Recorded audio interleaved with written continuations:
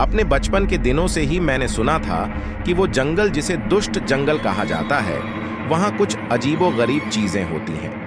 लोग कहते थे कि उस जंगल में अनजाने राज छिपे हैं, जिन्हें कभी कोई नहीं जान सकता। मुझे लगता था कि वे बस किसी कहानी का हिस्सा हैं, लेकिन मेरी यह धारणा बदल गई जब मैंने उस जंगल में एक रात बिताई। मेरे दोस्तों ने मुझे जंगल में घुसने का विचार दिया। हम चाहते थे कि हमारा नया साल उसी दुष्ट जंगल में शुरू हो।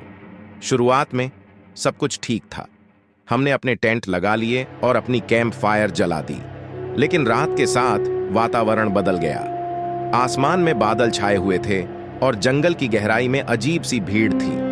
हमें अजीब सी आवाजें सुनाई दी, जैसे कोई हमें बुला रहा हो। लेकिन हमने उन्हें ध्यान नहीं दिया और अपनी बातचीत जारी रखी। फिर एक गहरी चीख और अचानक उन्होंने सब कुछ सुनने और उसके आगे बढ़ने का अनुभव किया। एक एक करके हमारे टेंट के आसपास से कुछ आवाजें आईं, जैसे कोई हमें घेर रहा हो। हम डर के मारे अपने टेंट में चले आए, लेकिन वहां भी हमें शांति नहीं मिली। फिर अचानक हमारे सामने वह दृश्य था जो हमने कभी सोचा नहीं था कि हमें देखना पड़ेगा। एक विशाल राक्षस जैसा प्राणी हमारी ओर बढ़ रहा था। उसकी आंखें लाल थीं और उसके मुंह से अजीब सी ध्वनियां निकल रही थीं। हम बिल्कुल फ्रोजन हो गए।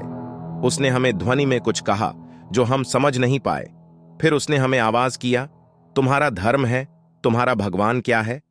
और उसकी आवाज में अंधकार का एहसास था।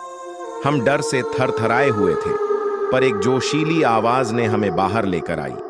हमने जंगल की गहराई से निकलकर अपनी जिंदगी को बचा लिया। उस रात के बाद हमने वहां कभी फिर पैर नहीं रखा। हमें वह जंगल सिर्फ दुष्ट जंगल ही लगता है, जहां अंधकार का राज और भयानक सत्ताएं छुपी हैं।